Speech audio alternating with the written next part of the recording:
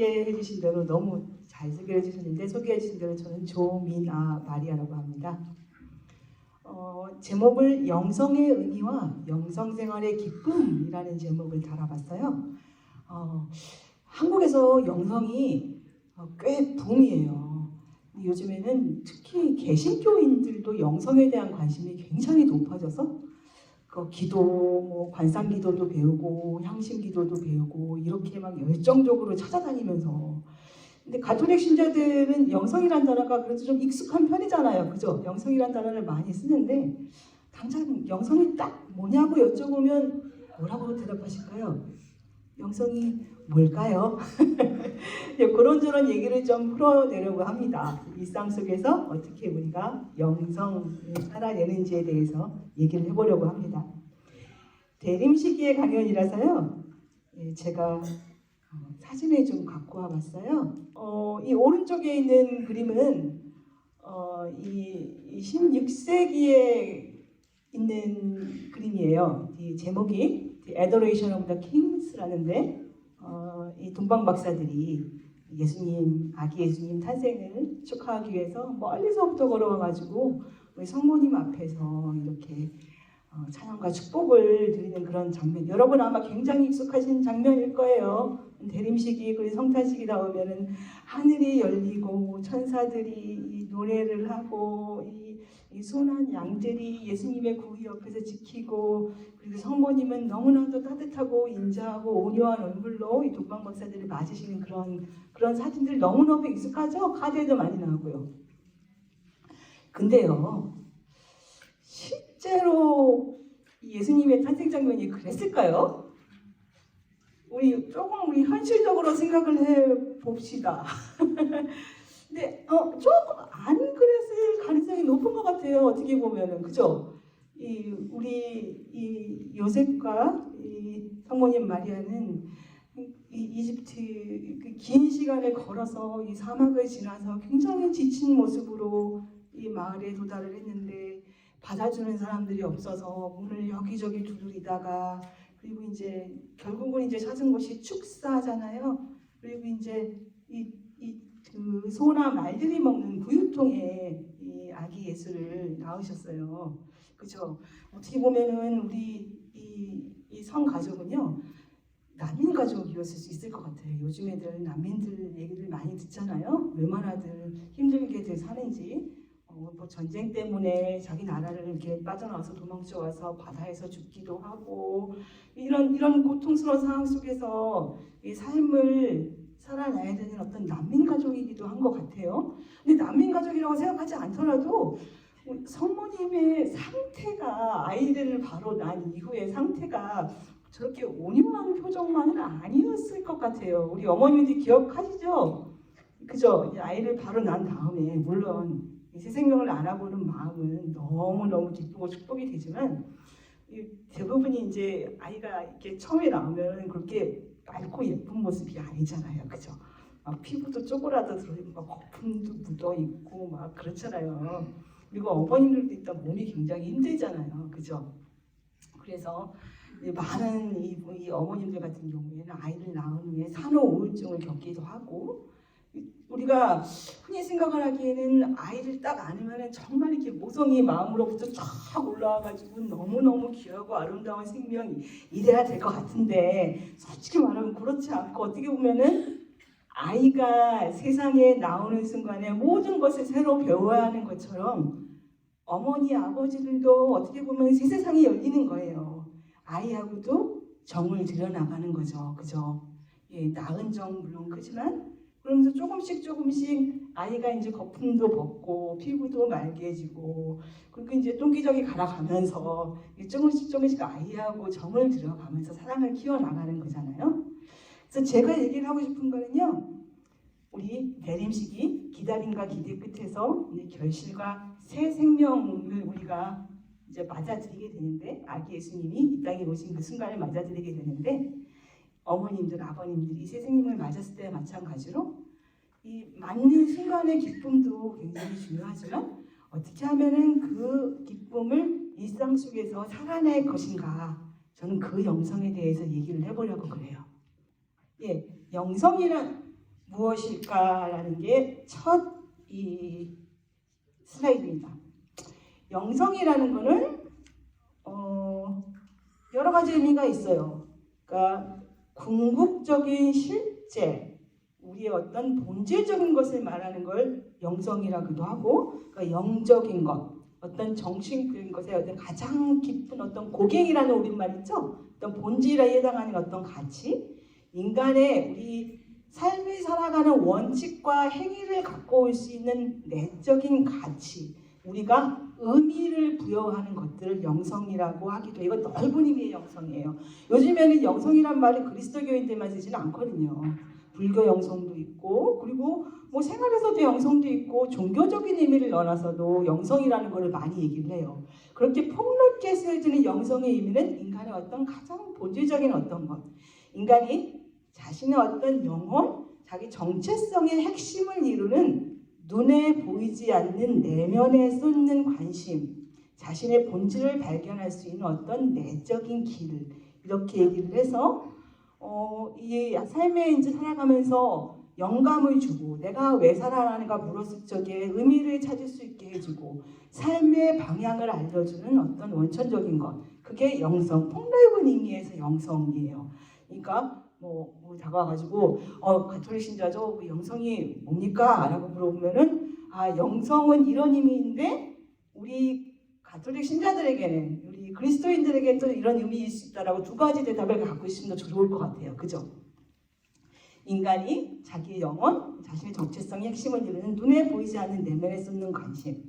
그러니까 영성은 사람이 우리가 살아나가면서 눈에 보이는 것 말고 어떤 자신을 초월해서 궁극적인 것과 연결될 수 있는 아주 인간 내부의 깊은 차원을 얘기를 해요. 그 궁극적인 것은 해당 사람에 대해서 무엇이든 될 수 있는데, 우리 가톨릭 신자에게는 그 궁극적인 것이 뭐가 될까요?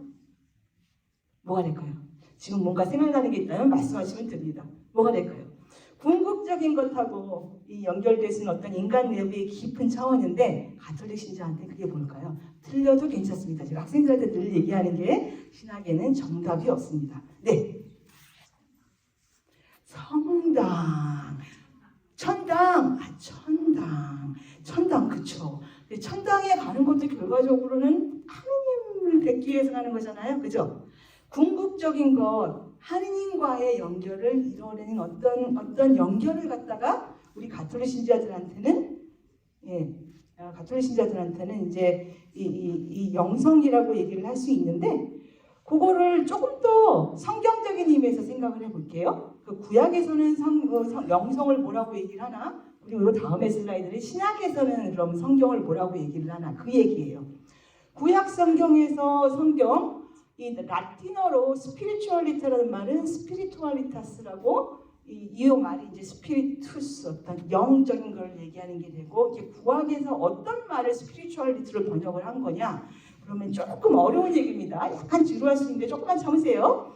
구약에서 네페시와 루하라는 말을 갖다가 이렇게 번역을 하다 보니까 이게 스피리추얼리티라는, 영성이라는 말로 번역이 된 거예요.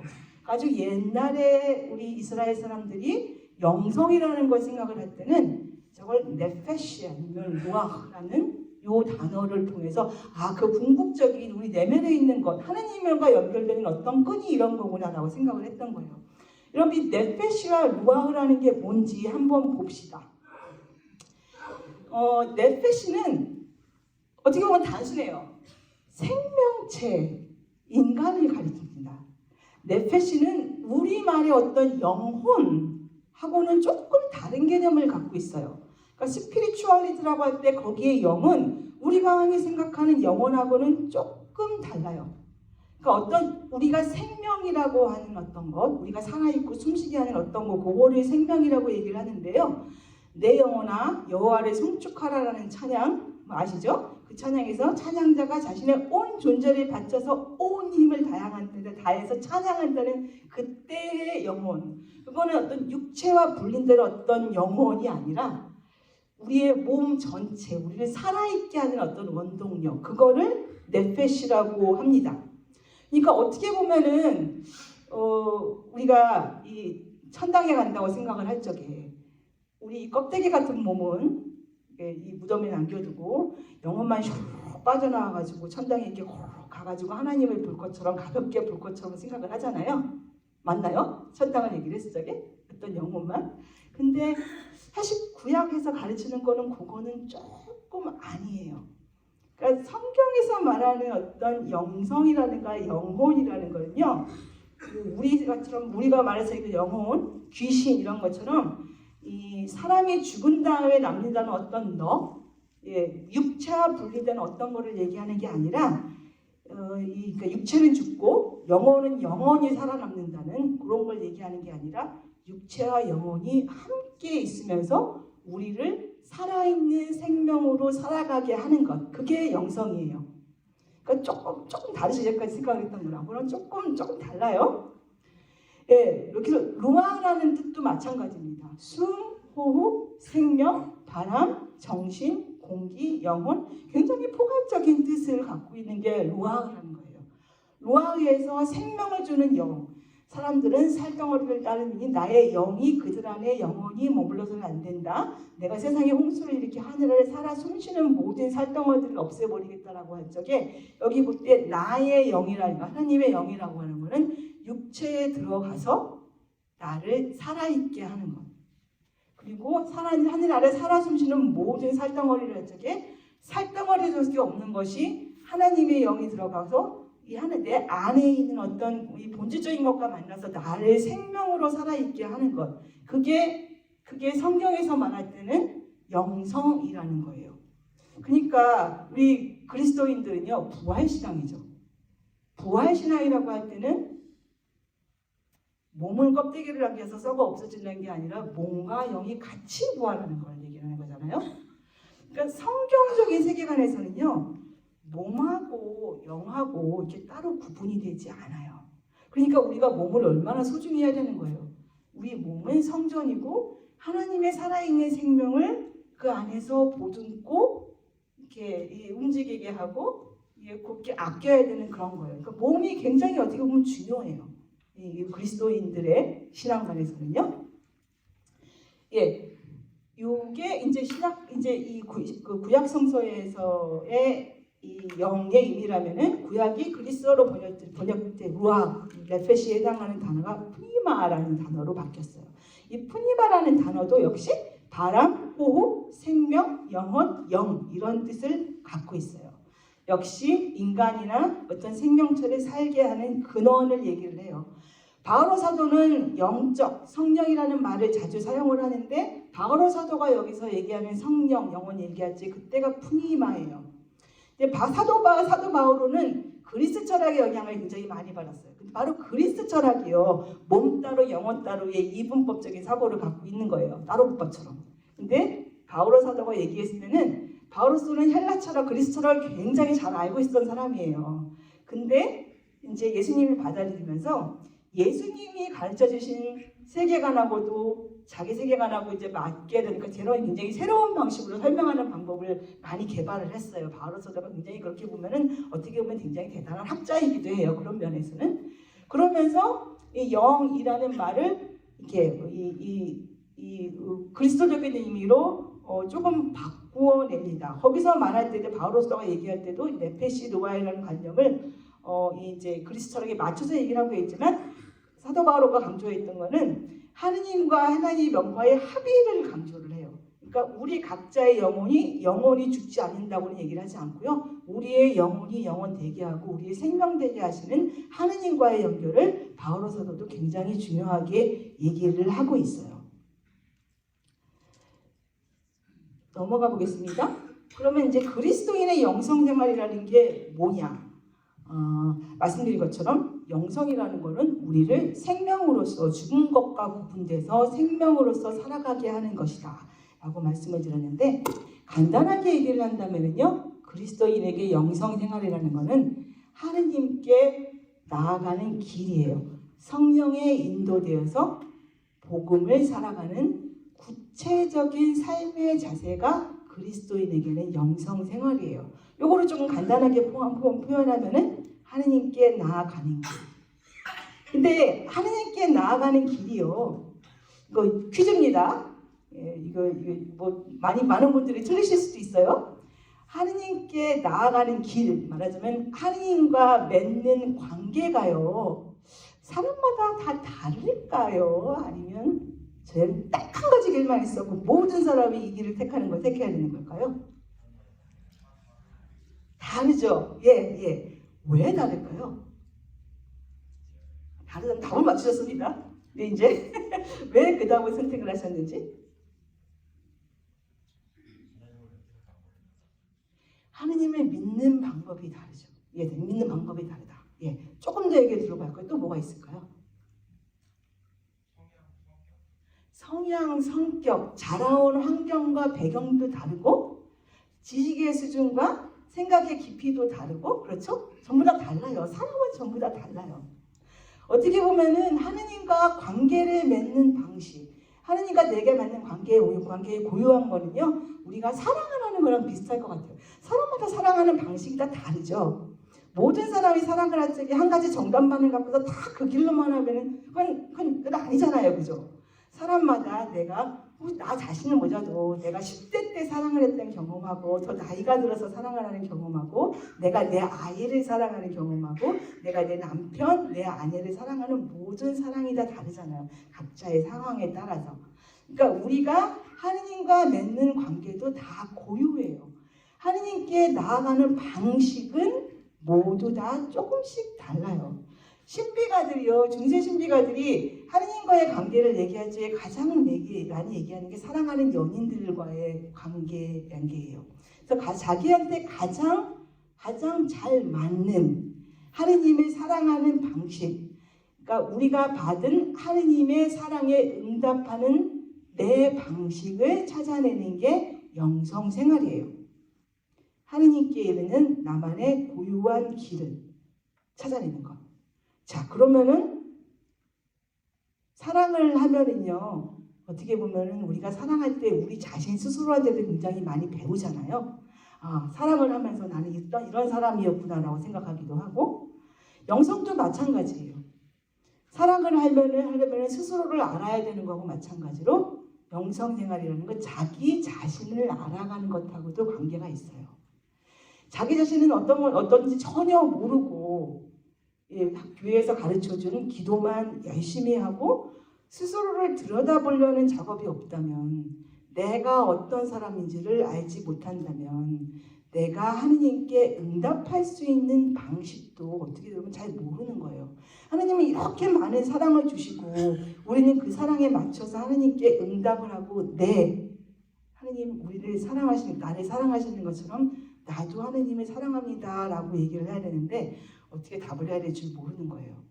그러니까 영성생활이라는 거는 자기 스스로를 아는 것, 자기 스스로를 배우는 것하고도 굉장히 깊은 관계가 있습니다. 그러기 위해서는 그리스도의 영성은요, 잘 듣는 거이기도 해요. 하느님의 말씀, 하느님이 내 일상 속에서 어떻게 사랑을 주시고 나한테 말씀을 하시는구나 라는 거를 잘 듣는 게 한편, 또 한편으로는 뭐를 또 잘 들어야 될까요? 내 내면의 소리. 내가 뭐를 원하는지, 나에게 필요한 게 뭔지 그거를 잘 아는 것. 양쪽 방향으로 이루어지는 거예요. 그리스도의 영성은 그래서 잘 듣는 것이다. 하느님은 잘 듣는 것이고 그리고 내 내면의 소리를 잘 듣는 것이기도 합니다. 내면의 소리를 잘 듣는 것, 그게 어떻게 가능하냐? 그게 여러분 기도예요. 자, 기도 많이 하십니까? 아, 웃으시네요. 기도가 뭘까요? 기도가 뭘까요? 틀려도 괜찮습니다. 대화. 내 마음을 하느님께 드리는 것. 네, 말씀 드리는 것. 네, 그리고 대화. 하느님과의 대화. 예. 하나님의 뜻을 찾는 것. 아, 굉장히 좋은 대답들이요. 굉장히 수준 있는 대답들이 많이 나오고 있습니다. 제가 이 성장 그럼 제가 이 수준이 굉장히 높은데요. 예, 하나님과 대화, 하나님의 뜻을 찾는 것, 이런 여러 가지 표현들이 기도를 통해서 이루어지는 거겠죠. 예, 우리 가톨릭 교리서에는요, 기도는 하느님을 향하여 내 마음을 들어 높이는 것. 굉장히 아름답고 시적인 표현인데 결국은요, 하느님이 우리한테 마음을 주시고 예수님이 심장을 이렇게 우리에게 주시는 것처럼 마음을 주시는 것, 거기에 맞춰서 우리의 마음을 드높이 올리는 것, 그게 우리 교리서에서 가르치고 있는 기도예요. 또 다른 표현으로는 기도는 하느님의 목마름과 우리의 목마름의 만남입니다. 저는 이 표현도 굉장히 좋아해요. 하느님이 우리를 사랑하시기에 항상 사랑에 목말라 하십니다. 하느님은 목말라 하시는데 나는 그냥 뭐 하느님이 목말라 하시든 말든 그냥 나는 내 생각만 하고 사는 기도가 제대로 될 리가 없겠죠. 우리도 목말라 해야 돼요. 하느님이 목말라 하시는 것처럼 우리도 하느님의 사랑에 목말라 해야 됩니다. 그래서 그 두 목마름이 만나서 갈증을 채우는 것. 하느님과 맺는 생생하고 인격적인 관계. 인격적인 관계라는 표현에 이 중심을 두셔야 돼요. 인격적인 관계라는 건 여기서 인격적인 거는 사람과의 사람과 사람의 만남처럼 이렇게 뜨겁고 서로 원하고 서로 갈망하고 서로 아끼고 서로 보고 싶고 이런 것처럼 우리가 하느님과의 관계에 있어서도 그렇게 보고 싶고 그렇게 목마르고 하느님 사랑이 애타게 그립고 그게 여기서 말하는 인격적인 관계예요. 여러분 그러세요? 그러니까 기도는 하느님과의 만남이잖아요. 예, 하느님과의 만남이죠. 예, 하느님과의 만남입니다. 요 많은 표현들 중에서도 제가 굉장히 좋아하는 표현은요. 실제를 오랫동안 사랑으로 바라보는 것. 이게 무슨 뜻일까요? 영어로 보면은요. Taking a long, loving look at the real이라고 얘기를 했어요. 그래서 real이라는 거는 하느님, 실제, 모든 실제의 근원, 모든 생명의 근원, 그 하느님을 오랫동안 사랑으로 바라보는 거예요. 혹시 그 시 아세요? 짧은 시인데 오랫동안 바라보아야 아름답다? 너도 그렇다. 조금 못난 것 같아도요. 계속 오랫동안 바라보고 그러면요. 예쁜 모습이 보이기 시작하죠. 그쵸? 나트주시인요. 예. 익숙하지 않은 것도요. 오랫동안 깊이 바라보면은 다른 모습이 보이기 시작을 해요. 그게 우리와 하느님과의 만남, 서로를 마주보는 눈. 오래 사랑하는 사람과 눈을 마주치다 보면요, 우리 사랑하는 사람들은 서로 닮는다 그러잖아요, 그죠? 예, 서로 생각하는 방식도 닮아가고 서로의 눈빛도 조금 닮아가요. 금슬이 좋은 부부들요, 오늘부터 한번 자세히 살펴보세요. 얼굴도 비슷하고요. 무엇보다 눈빛이 비슷해요. 동의하세요? 어딘가 모르게 사랑하는 그 선한 눈빛이 비슷해요. 서로 사랑하는 사람들끼리는요. 서로가 같은 것을 바라보게 되면서 눈을 통해서 서로의 사랑을 깊이 느끼고 그 눈빛을 통해서 우리가 변해나가는 거예요. 그래서 저는 이 표현이 참 좋아요. 실제는 하느님을 오랫동안 사랑으로 바라보는 것. 그렇게 우리가 오랫동안 하나님의 사랑으로 바라볼 때 그보다 더 오랫동안 우리를 사랑으로 바라보고 계셨던 하느님과 마침내 눈을 마주치는 거예요. 기도란 그런 겁니다. 대화라는 거는요. 여기서 대화라는 건 반드시 말로만 이루어지는 게 아니에요. 눈빛을 바라보면서 서로 사랑을 나눌 수 있는 것. 그러면서 내가 하느님을 닮아가는 것. 그게 기도예요. 그죠? 예. 어떤 기도가 있나? 제가 조금 기도의 종류를 조금씩 봐보겠습니다. 흔하게는 소리기도라는 게 있는데요. 소리기도라는 건 반드시 뭐 말로 하는 말, 그러니까 말로 뭐라고 하는 것만이 아니라 마음속으로 하는 말도 어떤 면에서는 소리기도예요. 마음속으로 하는 말이나 입으로 하는 말을 통해 내가 원하는 것이 무엇인지를 알게 되는 게 소리기도예요. 예? 내가 원하는 것이 무엇인지를 알게 된다. 여기서 알게 되는 게 누구예요? 내가 원하는 것이 무엇인지를 알게 된다. 그래서 알게 되는 이 주체가 누구예요? 하느님이에요. 누가 그러셨어요? 나. 예, 저예요. 마음속에 있는 것들을 갖다가 말로 만들어내고 표현을 하면서 내가 원하는 것이 무엇인가를 알게 되는 거는요. 하느님은 미리 알고 계세요. 이런 기도를 통해서 내가 정말 원하는 게 뭔지를 아는 거예요. 이제 사람들이 가끔 많이 착각을 해요. 이 소리를 내고 마음속으로 이렇게 열심히 뭔가 강구를 하면은 하느님이 마침내 내가 원하는 건지 뭔지 알아보게 우리 자녀분들의 성공이든 뭐든지 간에 하느님이 들어주시겠지라고 생각을 하는데 하느님은 이미 알고 계세요. 우리가 가장 원하는 게 무엇이고 우리에게 가장 필요한 게 무엇인지. 하느님은 마음을 우리가 기도를 통해서 바꾼다는 거는요. 그럴 수도 있어요. 그렇게 간절히 원할 수도 있지만 그거는 조금 성숙하지 못한 신앙. 어린아이들이 산타클로스한테 뭐 선물 주세요라고 말씀하고 얘기하는 것처럼 하느님께 뭐 달라고 쪼르는 신앙 괜찮아요. 그렇게 간절히 간구하는 게 나쁘다는 얘기는 아니에요. 근데 우린 조금 더 깊은 신앙생활을 하려면은 그거보다는 조금 더 다른 차원으로 나가야 되는 기도가 필요할 것 같아요. 그런 기도는요. 제가 좀 더 뭐가 따랐나요? 자판기. 자판기에다가요. 기도가 마치 무슨 동전인 것처럼 동전 딱 넣고 버튼 딱 누르면은 내가 원하는 게 탁 떨어지는 그런 기도.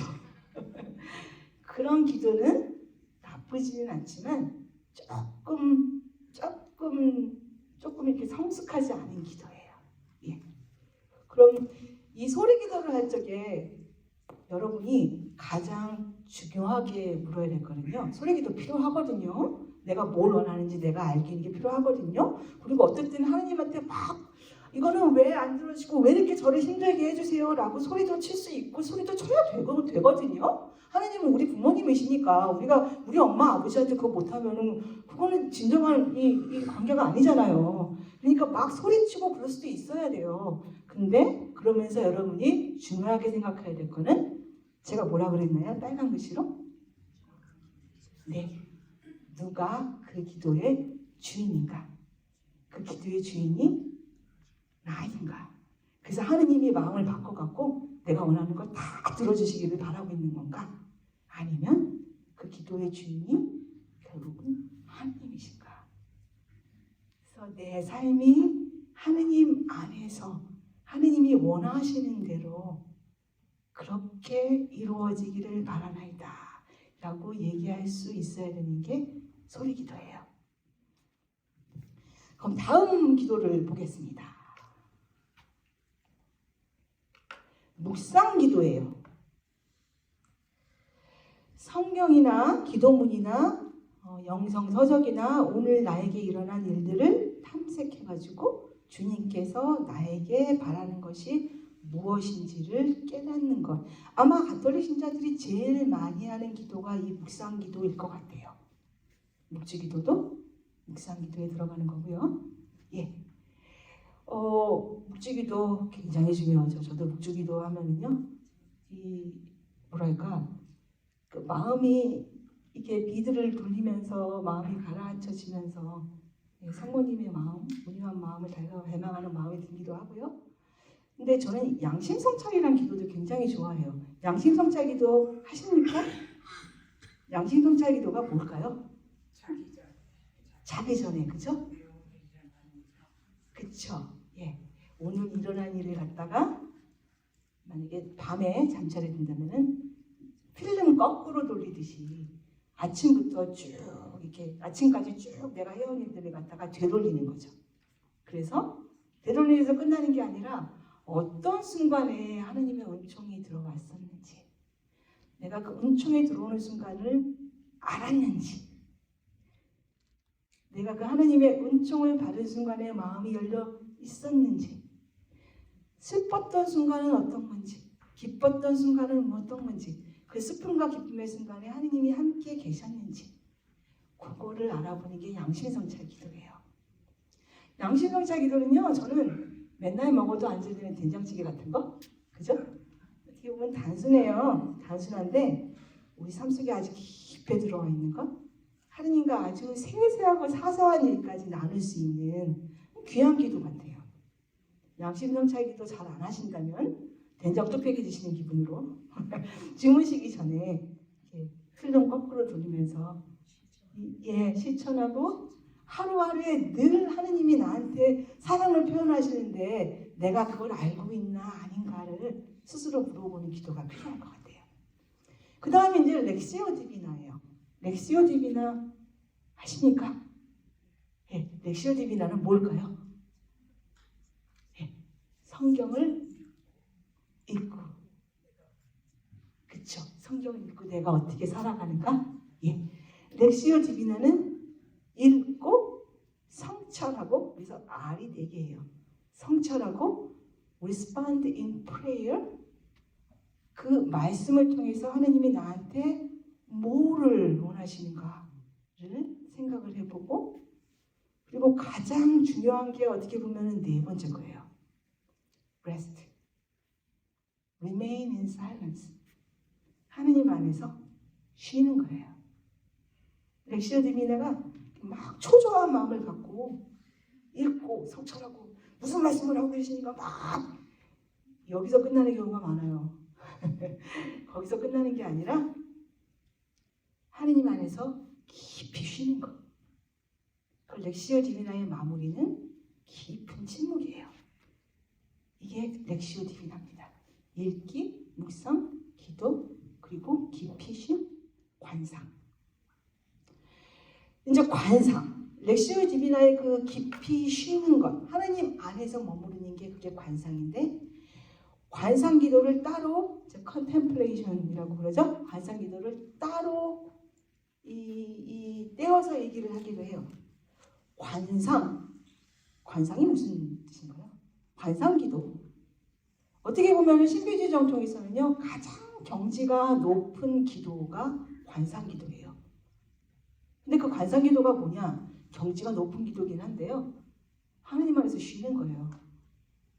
하느님 안에서 편하게 쉬려면 어떻게 해야 될까요? 여러분들 편하게 쉬려면 어떻게 하나요?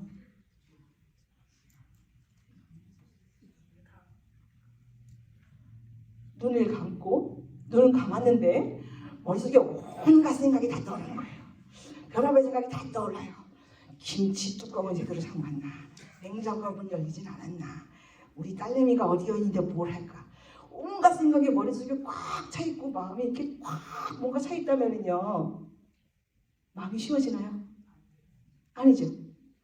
쉬려면 어떻게 해야 되나요? 잡념을 놓고 마음을 비워야겠죠. 관상기도는요, 비우는 거예요. 마음의 상을 바라본다 그랬는데, 여기서 상이라는 거는 나의 잡념이 사라진 원래의 상, 하느님의 모상이 있는 그 상태, 그 상을 바라보는 게 관상이에요. 컨템플레이션이라는 말, 영어로 컨, 함께, 템플. 여기서 템플은 저예요. 하느님 안에 하느님과 함께 머무는 것, 하느님의 존재 안에서 머무는 것, 나는 그분을 보고 그분은 나를 보고 계시다는 것을 깨닫는 것, 하느님 안에서 쉬는 것. 조금 더 어려운 걸로 얘기하면 자기 존재, 내 존재의 중심에 항상 계시는 하느님을 알고 사랑하는 깨달음, 이게 관상기도예요. 어떻게 보면은요, 제일 쉬운 기도이기도 하고요. 근데 여러분 마음에 잡념 없애는 게 쉬운가요? 세상에서 제일 어려운 게 그거예요. 그죠? 분심 들고 잡념 때문에 내가 힘들고 나를 괴롭게 하는 게 사실은 내 마음이잖아요. 그 마음을 비우고 하느님만 온전히 받아들인다는 거는요, 굉장히 깊은 경지의 기도예요. 그래서 관상기도는 흔히 신비의 경지라고 얘기를 합니다.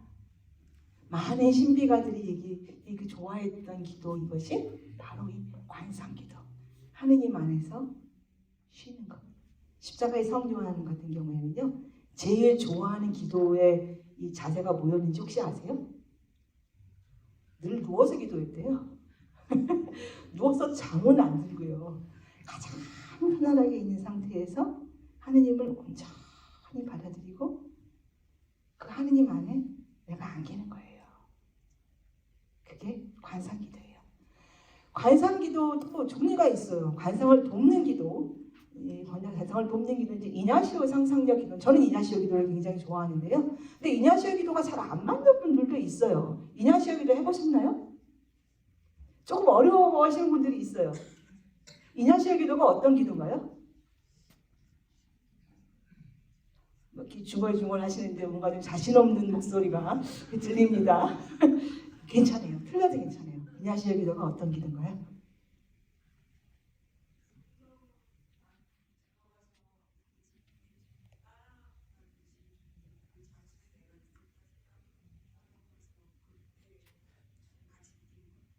맞습니다.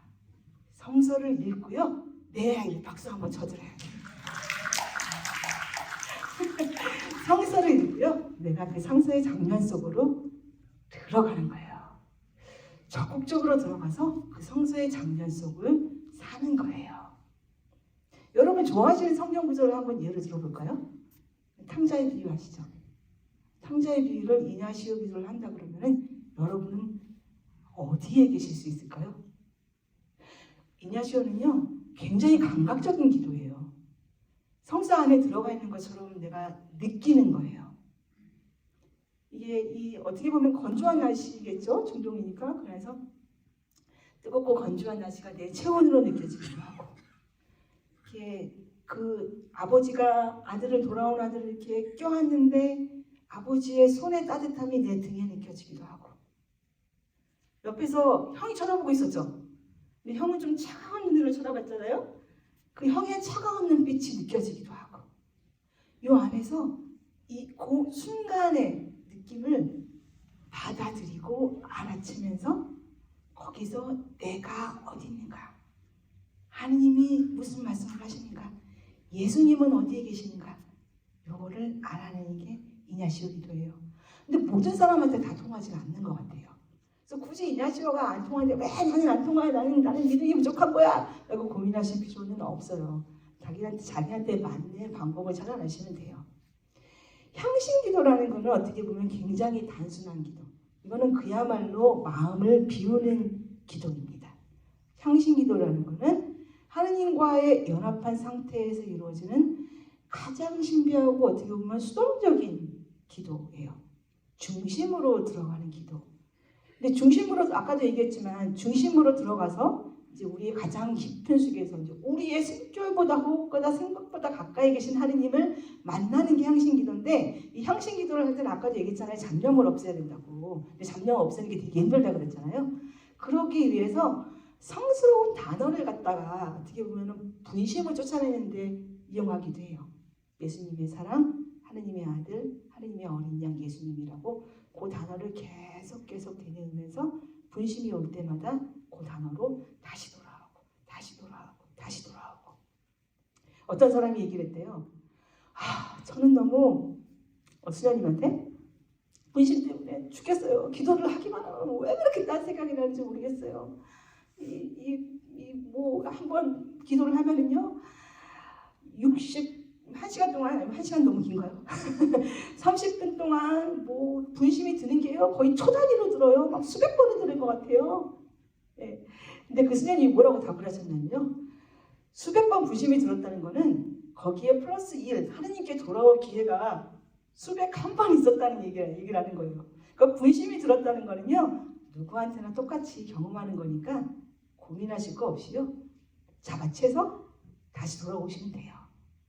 그 향신 기도가 중심으로 들어가는 수동적인 기도, 예, 향신 기도입니다. 그 다음에 영성의 단계인데요.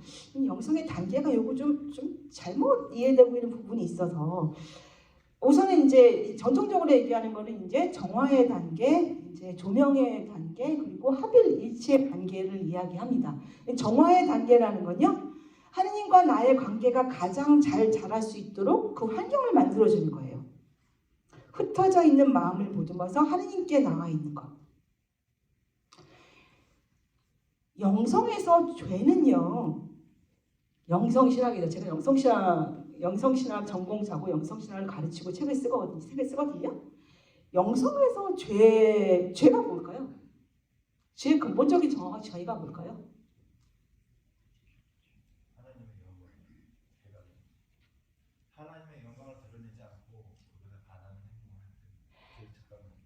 하느님의 영광을 드러내지 않고 거기에 반하는 행동을 할 때 마음의 죄책감이 드는 것. 네, 좋은 표현입니다. 또 뭐가 있을까요?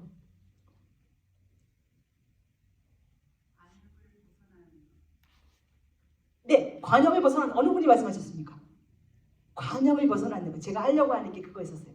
죄를 표현하는 것에도요, 여러 가지 방식이 있을 수 있겠지만 죄라는 것, 죄론이라고 그러죠. 그러니까 신학을 공부할 땐 죄론을 공부하는데 그 영어가 하마톨로지라는 거예요. 관념에 벗어나는 관념에 벗어나는 게 뭔가요? 하느님이 아닌 다른 쪽으로 마음을 기우는 것. 그게 죄예요. 하느님은 생명이고 사랑이니까 생명과 사랑으로부터 멀어져가는 게 죄예요. 그러니까 십계명에 범하거나 범죄를 저지르거나 양심에 어긋나는 행동을 했던가 이런 게 모두 죄라고 흔히 만들어지겠지만 죄의 가장 근본적인 거는요. 그런 행동을 하게 만드는 이유가 뭘까? 그게 관역에서 벗어나는 것. 내가 하느님으로부터 멀어지는 것. 하느님과 관계가 깨어지는 것.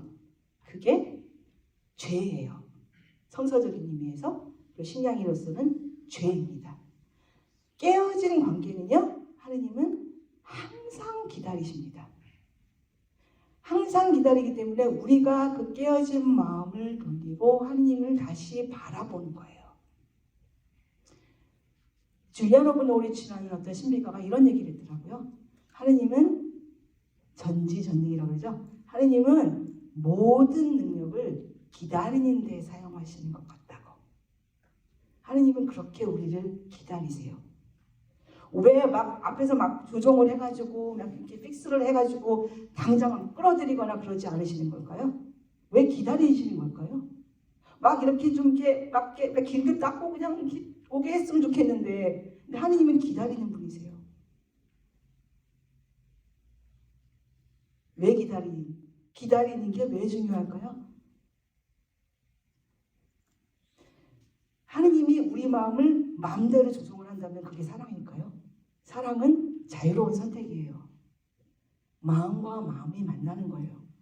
마음을 막 조종을 해가지고 내 뜻대로 들게 하는 건요, 사랑 같아 보이지만 사랑이 아니에요. 기다리시면서 우리 마음이 돌아올 거를 갈망하고 계신 거예요. 예. 하느님은 항상 우리를 기다리십니다. 그 연합의 상태가 어떤 상태냐? 아벨라의 테레사가 이런 얘기를 했어요. 두 촛불이 하나의 촛불꽃을 내는 정도로 굳게 합쳐져 심지어 불꽃, 촛밀이 모두 하나가 되는 것과 같다고 합시다. 그러나 그 후에는 한 촛불을 다른 촛불과 쉽게 분리할 수 있고 따라서 두 개의 촛불이 됩니다. 그러나 영적 결합은 하늘에서 내린 비가 강이나 분수에 떨어져 모든 것이 물이 되는 것과 같아서 하늘에서 내린 비를 강물에 갈라놓거나 분리할 수는 없습니다. 작은 계곡물이 바다로 들어가는 것 같아서 둘을 분리할 방법이 없습니다. 기도를 통해서 영상의 깊은 경지를 통해서 우리의 본질, 우리의 원루인 하나님의 물줄기로 들어가는 것. 이게 하느님과의 합일이고 일치이고 유니언 with God라고 얘기를 하는 거예요.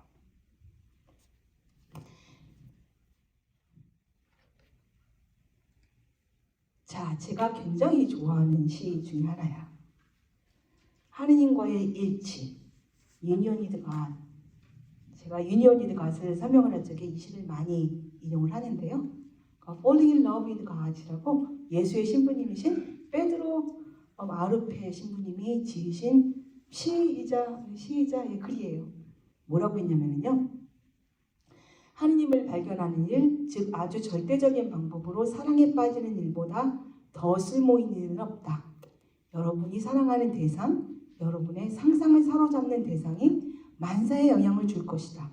무엇이 아침에 잠자리에서 일어나게 하고 저녁에 무엇을 할지, 주말을 어떻게 보낼지, 무엇을 읽을지, 누구를 알지, 무엇이 가슴을 아프게 하는지, 무엇이 여러분을 기쁨과 감사로 놀라게 하는지 그 대상이 결정할 것이다. 사랑에 빠져라. 사랑에 머물러라. 그러면 만사가 결정될 것이다.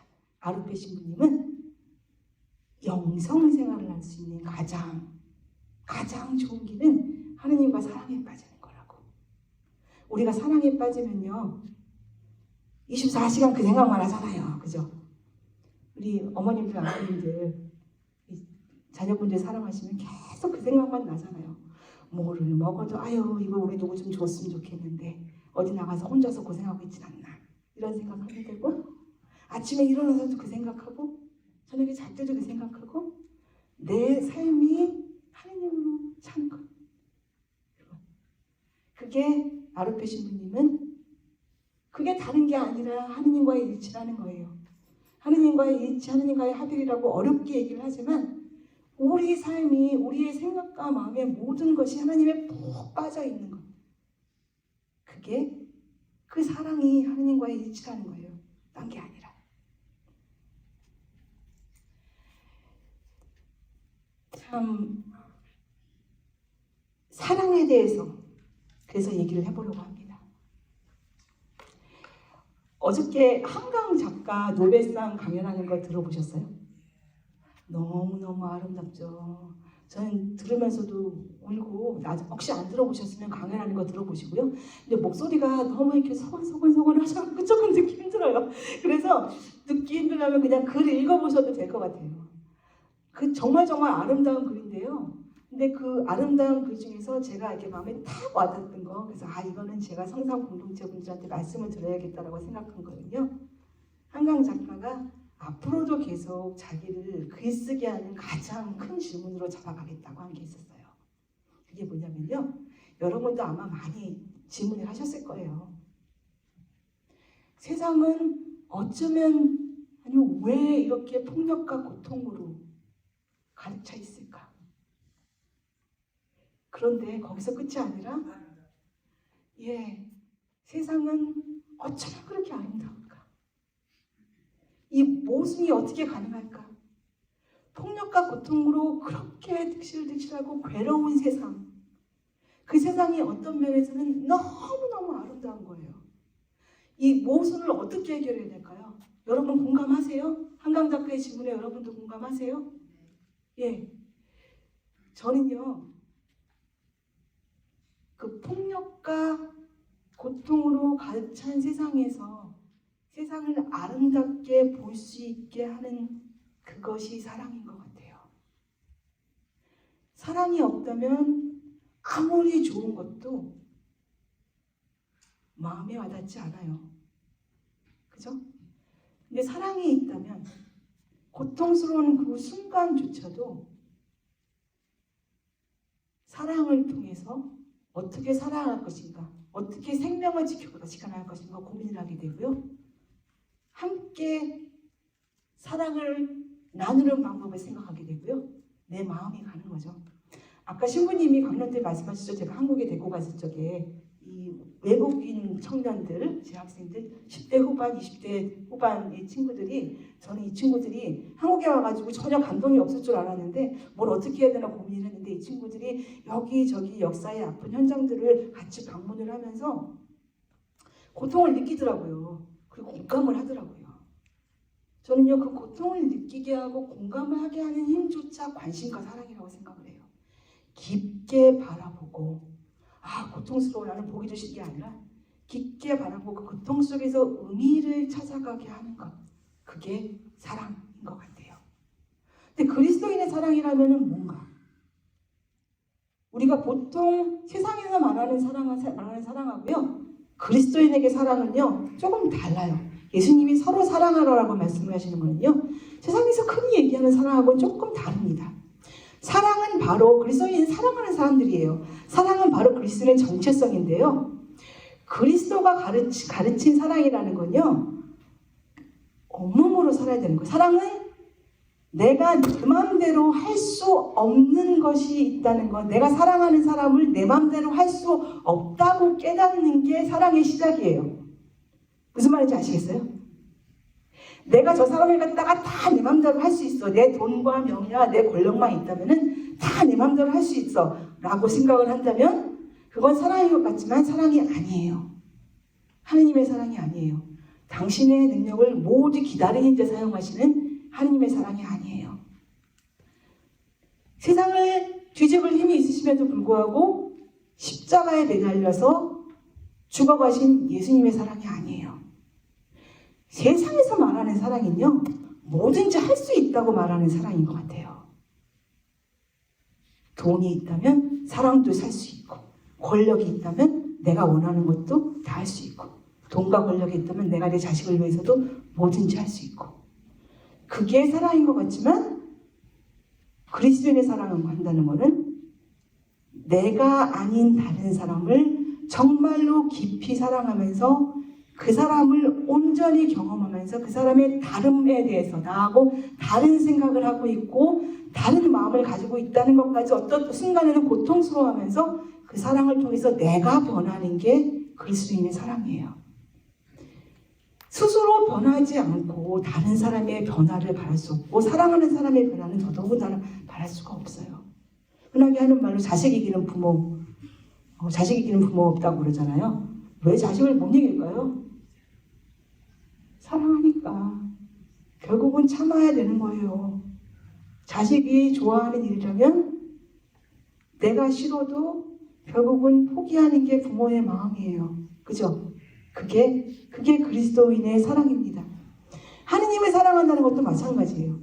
하느님을 온전히 경험하면서 그로 인해 내가 변화하는 거예요. 하나님을 변화시키는 게 아니라 기도동전 딱 넣어가지고 자주 밥방에서 딱 떨어지는 걸 찾는 게 아니라 하느님을 온전히 사랑하고 경험하면서 내가 변하는 거예요. 기다리시는 하느님의 사랑을 깨닫는 거고 십자가를 택하신 예수님의 사랑을 깨닫서 변하는 게 그리스도인의 사랑이에요. 나는요 완전히 붕괴되었어요. 이 대사 익숙하신가요? 혹시 기억나시나요? 나는요 완전히 붕괴되었어요. 헤어질 결심 영화 보셨나요? 헤어질 결심에 나오는 대사예요. 근데 이 대사가 저는 참 재밌었어요. 나는요 완전히 붕괴되었어요. 사랑을 하면은요 필연적으로 자신의 자아를 깨는 과정이 따라가야 됩니다. 자신의 세계가 붕괴되지 않고요. 자신의 생각과 삶의 태도가 바뀌지 않고 그냥 깨끗하고 온전하게 나는 내 맘대로 하고 싶은 거 다 하면서 사랑도 한다. 가능하지 않아요. 그건 사랑이 아니에요. 내가 변해야 됩니다. 그로 인해서 내가 변해야 돼요. 내 자식으로 인해서 내가 변해야 됩니다. 내가 사랑하는 사람으로 인해서 내가 변해야 됩니다. 그래서 사랑은 그리스도인의 사랑은 자신의 지양이자 비움이에요. 즉 죽음의 과정이에요. 사랑하기 위해서 우리는 죽는 거예요. 여기서 죽는 건 나를 단단히 둘러싸고 있는 내 자아가 죽는 거예요. 죽음에서 끝나면은 그것도 아니에요. 그 붕괴의 과정을 통해서 그 깨어지는 과정을 통해서 뜻하지 않게 구원을 경험하는 게 사랑이에요. 구원, 은총. 은총이라고 느꼈던 순간 다들 있으시죠? 어떤 순간에 은총이 오나요? 모든 것이 편하고 행복한 순간에 내가 은총이라고 경험하시는 분들이 오나요? 아니라고 하시는 분들이 많네요. 은총을 경험하는 순간은 어떤 순간인가요?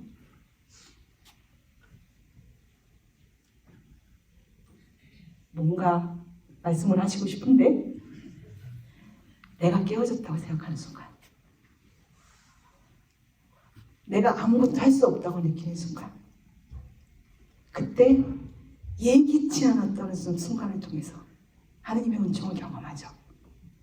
그 은총이 어떻게 다가올지는 사람마다 다 다를 거예요. 그 순간에서 이건 내가 정말 밑바닥을 쳤어. 더 이상 갈 데가 없을 만큼 나는 정말 처절하게 고통스럽고 고민이 돼. 그런 순간에 예기치 않은 선물을 하느님은 주세요. 다른 사람을 통해서 혹은 내 마음의 변화를 통해서 기도를 통해서 다 깨어졌다고 어떤 순간이 사실은 은총이 들어오는 통로인 거예요. 자기가 깨어지지 않으면요 빛이 들어올 수 없어요. 도자기 깨어진 틈을 통해서 빛이 새어 들어오는 거예요. 근데 자기를 깰 생각은 안 하고요. 단단하게 붙잡고 이렇게 홀딩을 하면서 하나님의 은총만 계속 얘기를 해요. 근데 거기서 오는 거는 은총을 경험하는 게 아니라 결국 내 욕심을 채우는 거예요. 그러기 위해서는 아까 말씀드린 것처럼 죽음의 과정, 지향의 과정, 그리고 붕괴되는 과정, 사랑함으로써. 근데 우리가 사는 신자유주의 사회는 그런 사랑을 가르치지 않아요. 우리 신자유주의라는 얘기 많이 하죠. 경쟁이 우선이 되는 사회, 승자가 다 먹는 사회, 승자 독식. 성공을 하기 위해서는 다른 사람이고 뭐건 내 동료건 뭐건 간에 나만 열심히 하고 나만 열심히 해가지고 내가 최고가 되는, 그게 최후의 승자만이 살아남는, 요거를 가르치는 게 신자유주의 사회예요. 근데 그 신자유주의 사회는요, 저희 한병철이라는 철학자가 이런 얘기를 했는데, 예전에는 어떤 규율사회라는 게 조금 어려운 말입니다. 규율사회라고 하는 거는 누군가 명령을 해가지고 거기에 복종을 하는 사회예요. 규율사회보다 어떻게 보면 더 위험하대요. 신자유주의 사회는요. 왜냐하면 스스로가 최면을 거는 거예요. 내가 이 경쟁 쳇바퀴 안에 들어가가지고 내가 그냥 뛰고 내 승리를 위해서, 내 성공을 위해서 다람쥐 쳇바퀴처럼 한다 보면은 나는 행복해질 거야. 나는 뭐든지 할 수 있을 거야. 이거를 가르치는 게 우리가 살아가는 사회라는 거예요. 할 수 있다라는 말이 어떻게 보면 되게 무서운 말이에요. 그리스도가 가르친 사랑은요, 이 할 수 있다의 어떤 것은 대척점 반대편에 있는 거예요. 나는 나 스스로 할 수 없다. 사랑하는 사람의 도움이 없이는, 하느님의 도움이 없이는 나는 나 스스로 할 수 없다 라고 하는 게 그리스도인의 사랑 고백이에요.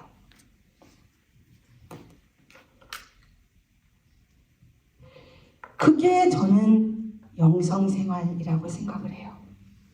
자신의 취약함을 아는 것, 항상 깨어질 수 있는 가능성을 열어두는 것, 내가 생각하는 것이 항상 옳지 않고 나는 틀릴 수 있다고 얘기를 하는 것, 내가 사랑하는 사람에 의해서, 내 가족에 의해서, 내 이웃에 의해서, 내 자식에 의해서, 그리고 길에서 만난 우리가 똑같이 숨을 쉬고 생명을 같이 갖고 있지만 어떤 가난과 역경 속에서 고생하는 사람들, 그 사람들을 돕고 사랑할 적에 내가 변화되는 그런 순간, 내 깨어짐의 순간을 통해서 하느님은 우리를 바라보시고, 하느님은 늘 바라보시죠. 우리는 그 깨어짐의 순간을 통해서 하느님을 바라보게 되는 것. 그래서 하느님 사랑 안에 머무는 것. 사랑 안에 머무르는 사람은 하느님 안에 머무르고 하느님께서도 그 사람 안에 머무르십니다. 까리타스라는 말 있죠. 까리타스라는 일이 이 체리티라는 말로 번역을 되면서, 바로 체리티가 또 한국어로 번역을 되면서 자선이라는 말로 번역이 돼요. 대림 기간에 자선 행위 이게 많이 나오잖아요. 자선이 뭔가요? 자선. 자비를 베푸는 것. 예. 또 뭐가 있을까요? 자비를 베푸는 것. 예.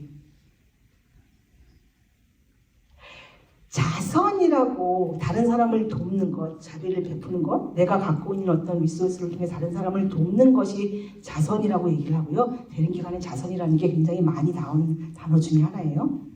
근데 이 자선의 어원은 까리타스고요. 이 까리타스로는요, 여러분 많이 아시는 단어 아가페가 까리타스예요. 예, 몰랐어요 하시는 분들이 많죠. 예, 아가페가 까리타스랍니다. 이 까리타스라는 건요, 그냥 자비를 베푸는 게 아니라요. 자비를 베푸는 건 맞는데요. 그중에 그 전에 중요한 게 빠졌습니다. 무조건 죽이고 내가 하느님의 자비를 전할 수 있는 사람이 되는 거예요. 그냥 자선행위로 해가지고 도로한 이웃들 뭐 리소스를 통해서 뭐 도네이션을 하거나 돕는 게 카리타스가 아니라 내 사랑이 마음에서 우러나서 그들이 겪고 있는 고통을 내 것처럼 느끼고 아파하는 것. 마치 하느님이 우리 인간을 너무나 불쌍히 여기셔서 인간이 되셨잖아요. 그런 것처럼 그들이 겪고 있는 고통을 내 고통처럼 아프게 느끼는 것. 사랑을 하면서 하느님을 닮은 마음으로 변해가는 것. 마음만 변하는 게 아니라 그 마음 변하는 걸 통해서 우리의 삶 자체가 완전히 바뀌는 것. 그래서 자비를 베푸는 게 아니라 자비로운 사람이 되는 것. 하느님을 닮는 것. 그게 카리타스예요. 특정한 행위나 감정을 일구는 표현이 아니라 삶의 길, 살아가는 양식, 라이프 스타일 자체가 사랑으로 변해서 하느님 안에 머물고 하느님과 일치를 이루며 살아가는 것. 내 존재가 변화가 수반되지 않는 사랑이 없는 사회는요, 저는 미래가 없는 것 같아요. 사람들이 다 자기 생각만 지키면서 자기의 안전망만 확보를 하면서 살려고 하는 그런 사회는요, 요즘처럼 그렇게 위기가 많은 세상에 미래가 없는 것 같아요. 돈 정말 많고 돈과 명예와 권력이 있는 소수만 살아남는 사회가 되겠죠. 그런 세상을, 소수만 살아남는 세상을 하느님이 예뻐하실까요? 아니죠. 사랑으로 인한 초월성과 위반이 없는 삶에서, 사랑으로 인해서 내가 변하려고 생각하지 않는 사회에서 절대해야 되는 건요, 나 자신의 건강과 안락함 뿐이에요. 그래서 교회 와서도 늘 기도하는 게 나 자신의 건강과 안락함, 내 가족의 건강과 안락함인 거예요. 그 자신의 욕망 밖으로 벗어나기가 굉장히 힘들어요. 네, 하느님은 심지어 자신의 신성까지도, 하느님 됨까지도 버리신 거예요. 얼마나 극단적으로 버리신 거예요. 그 사랑을 위해서, 우리를 사랑하셔서. 그 몸과 마음이 변화하기 위해서 익히고 행하는 습관, 삶의 양식을 만들어 나가는 게 영성생활입니다. 그 영성생활이라는 건 교회에 나와서만, 본당에 나와서만, 어디 모임 가서나, 레지오 모임 가서만, 그러시면 모임 가서만 지키는 게 아니라 여러분 삶에서의 매 순간의 선택이 되어야 된다는 거예요. 그게 일상의 영성입니다. 그러면 어디부터 시작을 해야 되나? 좀 고민이 되죠? 그래서 제가 제안 하나를 하면서 마치고 이제 질문하고 나눔의 시간을 가지려고 합니다. 메라키라는 단어 들어보셨어요? 아마 안 들어보신 분들이 많을 거예요. 메라키라는 게요, 그리스어 단어인데요, 문자적으로 우리 자신의 본질을 뜻하는 말이에요. 근데 실제 쓰이는 의미는 어떤 행동에 온 마음과 정성을 다하고 그 과정 속으로 녹아드는 것을 의미하는 단어래요. 깔끔하게 번역이 좀 어려워요. 아마 우리말 중에 무슨 단어가 어울릴까요? 극진함, 지극정성, 이런 말이 어울릴 것 같아요. 메라키는요, 중요한 일에만 적용되는 단어가 아니라 모든 일에 적용될 수 있는, 내가 지극한 마음으로 정성을 다할 때 모든 일에 적용될 수 있는 단어래요.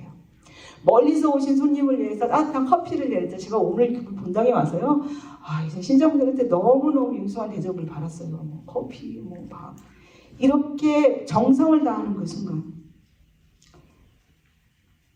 이 식당에 가시거나 어디 가나 이 청소노동자들 수고를 덜기 위해서 내가 먼저 어지럽혀진 분리수거함을 좀 치우고, 그 일상적인 행위, 모든 행위를 극진히 행한다면 메라키가 되는 거예요.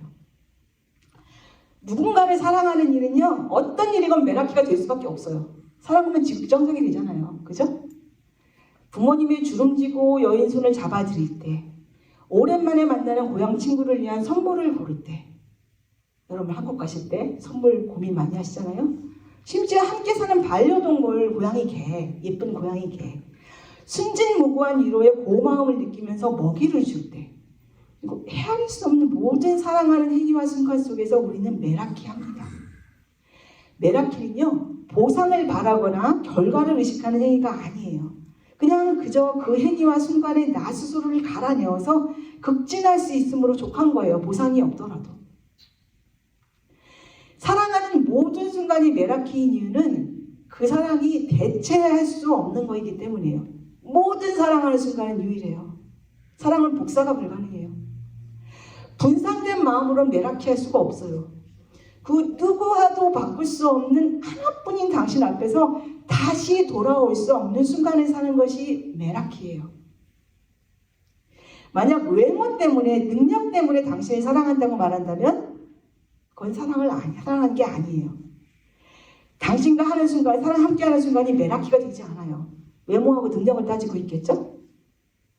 물론 능력과 자질이라는 것은 사람이 가진 고유한 특성이지만 사랑은 외면적인 것이건 내면적인 것이건 당신이 가진 무언가를 사랑하는 게 아니라 세상의 수많은 사람 가운데서 내 마음에 들어온 단 하나의 사람이 당신이며 내 심장이 선택하고 받아들인 사람이 당신이기에 사랑하는 게 사랑이에요.